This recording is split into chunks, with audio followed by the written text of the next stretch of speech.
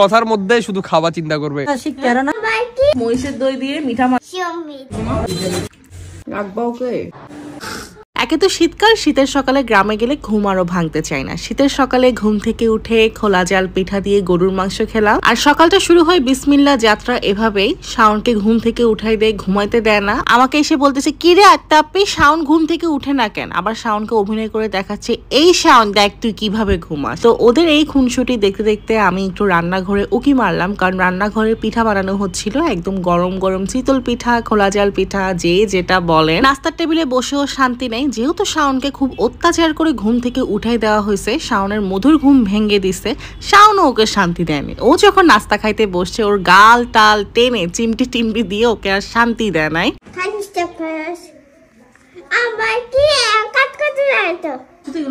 তুমি হুদাই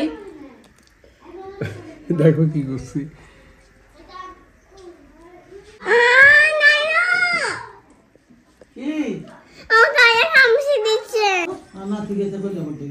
আর আমাকে দেখি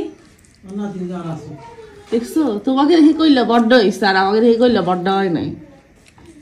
তোমাকে হিংসা করো কেন?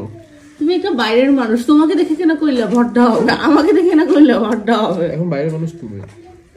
হ্যাঁ আমি বাইরের মানুষ না। এগুলো কোন ধরনের কথা? আর কালকে তুমি ওকে দেখে মাত্র আগে জড়াই ধরছো, তুমি আমাকে জড়াই ধরো নাই। আচ্ছা ওকে একটু জড়াই ধরি আনতো, আনতাই যা না, তুমি এমনি ওখানে সাউন্ড সাউন্ড করো, ওকে আর একটু জড়াই ধরি আনো। এসব অন্যায় আসলে সহ্য করা যায় না। কোথায় আমার নানি আমাকে বলবে আমার নাতনিকে দেখে আমার কলিজা বড় হয়ে গেছে, কিন্তু তা না বলে আমার নানু বলে আর নাতিন জামাইরে দেখে আর কইলা বড্ড হয়ে গেছে। মানে উনি সন্দীপের ভাষায় বলছিল। বিচারটা আমি আপনাদেরকেই দিলাম, ডানেও তাকালাম না বামেও তাকালাম না। কম বেশি সব জায়গায় দেখছি এই নানি দাদিগুলো বিয়ের পরে আর আমাদেরকে চিনে না, তখন খালি নাতিন জামাইকেই খুঁজে, নাতিন জামাইকেই চিনে। কেন এমনটা করে বলেন তো? যাই হোক, নাস্তা টাস্তা সেরে এক কাপ চা খেয়ে নিলাম, তারপরে সোজা শাওয়ার নিয়ে নিলাম। একটু গরম লাগছিল যার কারণে শাওয়ারটা নিয়ে ফেলি। আর গ্রামে গেলে না আমার এত বেশি ভালো লাগে, যেমন আমাদের গ্রামের বাড়িতে সীতাকুণ্ডে, ওখানে গেলেও আসলে আসতে মন চায় না। গ্রাম নিয়ে যেহেতু কথা উঠলো, একটা বিষয় আপনাদেরকে ক্লিয়ার করে দিই, যারা আমাকে নতুন দেখছেন, নতুনরা এটা নিয়ে অনেক দ্বিধাদ্বন্দ্বে থাকেন যে আপুর বাড়ি আসলে কোথায়। ফেনী, সীতাকুণ্ড, সন্দ্বীপ, এই তিনটা নামই আমি বারবার ব্লগে বলি যখন গ্রামে যাই। এবার বলি, আমার বাড়ি হচ্ছে সীতাকুণ্ডে, আমার শ্বশুর বাড়ি হচ্ছে ফেনী, আর আমার নানার বাড়ি হচ্ছে সন্দ্বীপ। এখন সীতাকুণ্ডে আমার গ্রামের বাড়ি, কিন্তু ওখানে আমি থাকি না। অনেকে মনে করেন আমি সীতাকুণ্ডে থাকি, ওইটা হচ্ছে আমাদের গ্রামের বাড়ি। তদ্র ফেনী হচ্ছে আমার শ্বশুর বাড়ি, কিন্তু ফেনীতে শাওনরা কেউ থাকে না, যাওয়া আসার মধ্যে থাকে, মানে যেটা হয় সবার গ্রামে আসা যাওয়ার মধ্যেই থাকে, সবাই সিটিতেই থাকে, আমরাও সিটিতে থাকি। আর সন্দ্বীপ হচ্ছে আমার নানার বাড়ি। আশা করি এই বিষয়টা নিয়ে আপনারা আর কনফিউজ থাকবে না, বিশেষ করে যারা নতুন তারা এটা নিয়ে অনেক দ্বিধাদ্বন্দ্বে থাকে যে আপুর গ্রামের বাড়ি আসলে কোথায়। তাই একটু বলে দিলাম আমার নতুন ফলোয়ার্সদের উদ্দেশ্যে। তুমি ওই নানুর বাথরুমের লাল সাবান একটা আছে না, তুমি আমার সকালে কি বলছো তুমি? আমি বলছি কি একটা গোলাপি কালার ফেস ওয়াশ, তো এটা যে লাল, এটাই তো। এই তোমরা ছেলেরা রং বুঝো না, তোমরা ছেলেরা লালকে বলো কমলা, তোমরা ছেলেরা গোলাপিকে বলো লাল। এখন তোমাকে আমি বলছি গোলাপি, এখন বলো তো আমার মাথা ঢুকছে, এবারে মুখ জ্বলতেছে। আমি যে ইতি আমার কি মুখ ধুতে বলছে, আমার মুখ জ্বলতেছে। আমি কি চিন্তা করতেছি জানো? বেশি প্রশংসা করছি যে তাই। চুলগুলো কত বড়, এখনো কাটবি না? না কাটছি তো আগে থেকে অনেক কাটছি। কই কাটছস? কই কাটছস? তো স্টাইল করতে হবে না? স্টাইল করতে হবে না? স্টাইল কেন? তুই দেখ দেখ দেখ। স্টাইল যদি না হুন দেখ দেখ। আচ্ছা এ আর একটু কই কাটি ফেল। হুন স্টাইল যদি না করি তাহলে মাইয়া ফামু বিয়ে করার লাই, বিয়ে তো করিয়া লাই। কি? এটা ওকে বলতে বল, ছোট মানুষ না। ওয়েট তুমি অনেকজনকেই বলো। আমি অনেক তোমার সামনে তোমার বউ বসে আছে ব্রো। বলে একটা জিনিস, এটা ওকে ছোট মানুষ, ওকে বুঝাইতে হবে, তাইলে ও এটা বলে কি হবে? আয়ার বউকে তুমি তুই কি আরেকটা বিয়ে করবি? আল্লাহ এত করে বুঝছে। তুমি বুঝছো ও কি বলতে চাইছে? হ্যাঁ করব তো, বিয়ে করব। ও কি বলতে চাইছিল? ও কি করব আবার?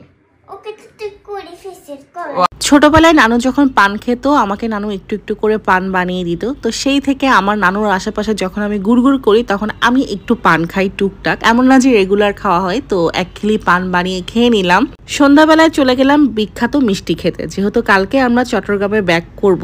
সন্দ্বীপে আসলে বিনয় সাহার মিষ্টি খাওয়া আমরা কখনোই মিস দিই না, কারণ এটা সন্দ্বীপের বিখ্যাত মিষ্টি। এখন কিন্তু অনেকে সন্দ্বীপে দিনে গিয়ে আবার দিনে চলে আসে, ঘুরতে যায়। তো আপনারা যারা সন্দ্বীপে যাবেন অবশ্যই এই মিষ্টিটা ট্রাই করবেন। এটা সন্দ্বীপের ফেমাস একটা মিষ্টি। সেই সাথে অবশ্যই এই মহিষের দইটা খাওয়া মিস দিবেন না। এটাও কিন্তু অনেক মজার একটা আইটেম, যেভাবে আমার সামনে সবাই মাখায় খায় দেখেই বোঝা যায় এটা খুবই মজা। এটা সর্বত মজা, অনেকে আবার এটা মিঠা দিয়েও খায়, ভাত দিয়েও খায়। এটা হচ্ছে মহিষের দই দিয়ে মিঠা মাখায়, ভাত দিয়ে খায় না ভাত ছাড়া? ভাত দিয়ে খাম নৌকা গ্লাসও খাম। এখন কই সাউন্ড? শাওন বাইরে ফোনে কথা বলতেছে। তোমার সমস্যা কি শাওন থাকলে? সাউন্ড থাকলে ম্যারেজটা পুরো একদম গরম হয়ে যায়। কেন শাওনকে পছন্দ করো না? না আমি খাই না তো। এবার আসছে। আসে নাই শাওন। মেজাজটা কেমন হয়ে যায়? গরম হয়ে যায়, গরম। তো শাওন থেকে তাহলে জিনিস খুঁজো কেন শপিং এর? এবার থেকে একটা পিস আসে খুঁজবো। পিয়াজা সকালে ও তো শাওন আসছে। এই সোনটা ওরা কি শাওন কি চলে গেছে? আমি কি না আছে? ওরা কি মাথাটা গরম হয়ে যায় শাওন থাকলে? ঘুমাতে পারি না। অনেক খুশি হইতাম। আর সাথে এখন যাবো বল যাবো সকাল যাবো। এখন জায়গা এখন যাইলে এখন অনেক রাতে। আবার চিন্তাও করে শাওনের জন্য। না চল তোকে সব নিয়ে যাবো চল। মানে সে বলে যাচ্ছে এখন তো রাতে যেতে পারবা না। প্রথমত একটা জিনিস শেয়ার করতেছি, আমি আমার শাওন ছাদে এসে আড্ডা দিচ্ছিলাম, ছাদে এসে ওই যে কথা বলতেছিলাম আমাদের সাথে এই দেখো একচাপি।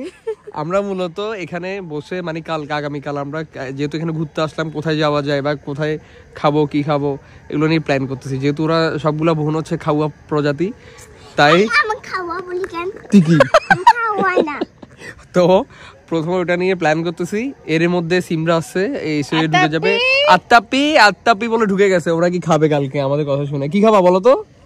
বার্গার, স্যান্ডউইচ, হ্যাঁ তোরা তিনটা বোন এগুলাই খাবি, বাগ্গা তেন্দুত এগুলাই খাবি, দেখছো পিজ্জা, পিজ্জা, তারপর big box, big meat box বলতে পারো না? বিগ বস, ডোনাট, তারপর জুস, দুস, তারপর অরিও জুস। অলিও দুস।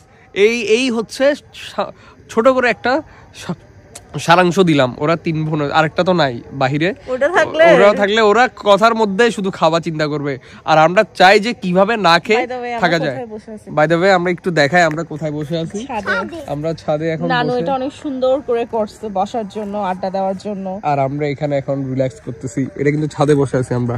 এর মধ্যে আর কোনো কিছু রেকর্ড করা হয়নি। পরের দিন সকালে আমরা চিটাগাঙে ব্যাক করি। এটা হচ্ছে সন্দীপের পরের দিনের ব্লগ। সন্দীপের প্রথম দিনের ব্লগও কিন্তু আমি গতকালকে আপলোড করেছি, যারা দেখেননি দেখে নিবেন। আশা করি ব্লগটা আপনাদের কাছে ভালো লেগেছে। সন্দীপ থেকে যারা দেখেছেন কিংবা সন্দীপের কেউ যদি এই ব্লগটা দেখে থাকেন অবশ্যই কমেন্ট করে জানাবেন। আজকের জন্য এতটুকুই। সবাই ভালো থাকবেন। আল্লাহ হাফেজ।